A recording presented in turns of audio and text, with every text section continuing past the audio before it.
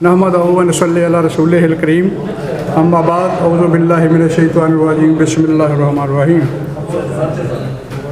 सबसे पहले तो मैं बोदला साहब को खराज तहसीन पेश करता हूँ कि उन्होंने आज एक बहुत ही म्यारी प्रोग्राम का एहतमाम किया और ख़ुसूसन एक बहुत ही अच्छे शायर की किताब के बारे में आप तमाम दोस्तों को यहाँ ज़हमत दी। मैं जनाब अब्दुर्रज़ाक ज़ाहिद साहब को खराज तहसीन पेश करता हूँ। मुझे किताब मिली भी कल, मेरे कुछ और भी सेहत के और नज़र के मसाइल हैं। मैं पहले जब ऐसे मसाइल नहीं थे तो मैं हमेशा ये समझता था कि जब तक पूरी किताब ना पढ़ी जाए तो ये फिर शायर के साथ या मुसन्नफ़ के साथ इंसाफ नहीं है, उसके बगैर जाकर बात करना। बहरहाल इसमें कोई शक नहीं, मैंने सरसी जहाँ तक देख सका देखा उस किताब को कि हर पहलू से बहुत ही म्यारी किताब है। खुदा ताला इनका ज़ोर कलम और ज़्यादा उसमें इजाफ़ा फरमाए। यहाँ पे चंद अशार के बाद मैंने जैसे अर्ज़ किया कि हर पहलू से, ख़ुसूसन नातें आप में से किसी दोस्त ने शायद पढ़ी होंगी या यकीनन पढ़ी होंगी, तो माशाल्लाह कमाल कर दिया जी उन्होंने। और उसमें दो शेर सिर्फ मैंने ज़रा अलग किए।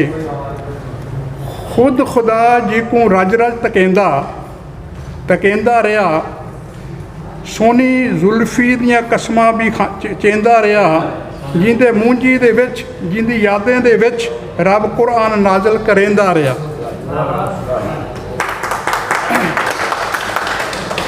इंसानो हिवान जिन्नो बशर हर दे कीते वो रहमत बढ़ेंदा गया, पूरी कायनात दा साईं सहारा बने, जिंदे कीते जहाँ को सजाया गया।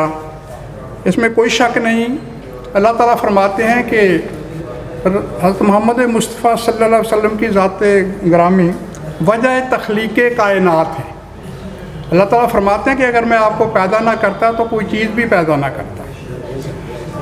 तो और ये भी ठीक है कि रहमतुल लिल आलमीन है। यहाँ तक तो इंसानों की बात हम जानते हैं, आपकी किस तरह के सिलसिले थे, क्या रवैये थे माशाल्लाह इंसानों के साथ। तो मैं ज़्यादा तफसील में इसलिए नहीं जाना चाहता, दो चार दोस्त ये भी कहीं उठ के अभी ना चल पड़ें। तो लेकिन एक ज़रूर है, जैसे हैवान का भी यहाँ ज़िक्र आया। एक दफ़ा एक ऊँट आया और आपका दस्ते मुबारक को बोसा देना शुरू कर दिया, चाटने लगा। तो आपने मालिक को बनाया, इधर आओ, तुम इससे काम ज़्यादा लेते हो, उसको चारा कम देते हो, ये मुझसे शिकायत कर रहा है। तो आइंदा ऐसी ज़्यादती नहीं होनी चाहिए। तो सुभान अल्लाह जी, क्या बात है ज़ात की। और एक हदीस शरीफ बता देता हूँ कि हम छोटी छोटी बातों में तफरीक पैदा करते हैं। और आखिरी हज्जतुल वदा में भी था, आपने फरमाया कि किसी इंसान को किसी दूसरे पर तरजीह हासिल नहीं है। आप तवाफ़ फरमा रहे थे खाना काबा का, तो आपके साथ अब्दुल्ला नामी एक सहाबी थे। तो वो रुके, अब्दुल्ला रुके, कहने लगे सुभान अल्लाह, क्या तकद्दस है खाना काबा का। आपने फरमाया अब्दुल्ला, तुम जानते हो कि इंसान की जान, माल, इज़्ज़त, आबरू का तकद्दुस खाना काबा से भी ज़्यादा है। बस अगर इंसान का हम मकाम समझ जाएं, ये सारे फसाद, तफरीक, ये हसद, बुग़्ज़ सब ख़त्म हो जाता है। बहरहाल अल्लाह हमें तौफ़ीक दे। तो अब पहले तो चंद अशार, एक ख़ास शेर, नौजवान बच्चे बैठे हुए हैं, मेरे ख्याल में समझदार हैं, ऐसी कोई बात नहीं, ख़तरे वाली बात नहीं है। पहले तो सिर्फ एक शेर मैं कहता हूँ।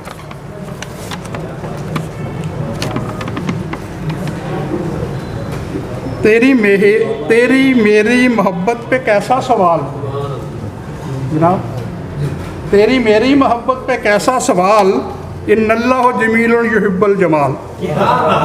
हाँ जी, इन्नल्लाह जमीलन युहिब्बुल जमाल। अब चंद अशार।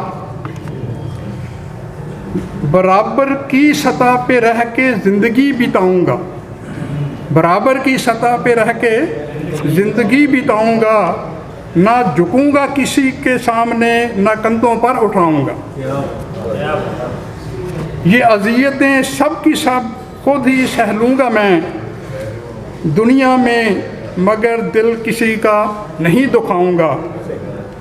यूँ तो सख्त बात भी करना मेरी फितरत में नहीं, यूँ तो सख्त बात भी करना मेरी फितरत में नहीं, कत्ल करके वतन दुश्मन कटहरे में चला जाऊंगा। अच्छा, इसमें बाकी मैं अशार छोड़ देता हूँ, क्योंकि एक दो चीज़ें मैं और या मैसेज की शक्ल में कहना चाहता हूँ। एक तो दोस्तों ने, एक ने चाय की बात की, तो उसमें एक छोटा शेर फिर आपने पढ़ा होगा, खूबसूरत है। कहते हैं ये तेरे हाथ की चाय, ये तेरे साथ की चाय, हुजूर ये तेरे हाथ की चाय, ये तेरे साथ की चाय, यही दो पल गनीमत है, मोहब्बत मार में जाए। यही दो पल गनीमत है, मोहब्बत मार में जाए। और इसी तरह से एक दोस्त ने बात की थी एक हवाले से,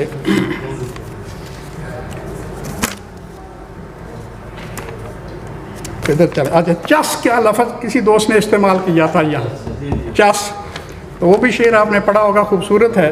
अखियां विच हंजुआ ने रौनक लाई है, अखियां विच हंजुआ ने रौनक लाई है, उजड़ते गए हैं पर चस बड़ी आई है।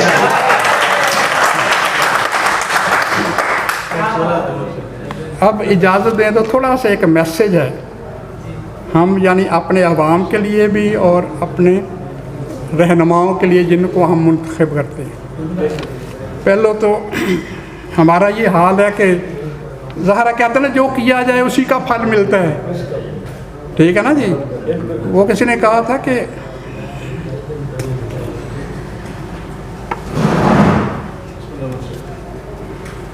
बस वो शेर ज़रा था पंजाबी का, शायद जहन में आ जाए, वो सिर्फ अभी मैं चाहता था उससे आगाज़ करूं।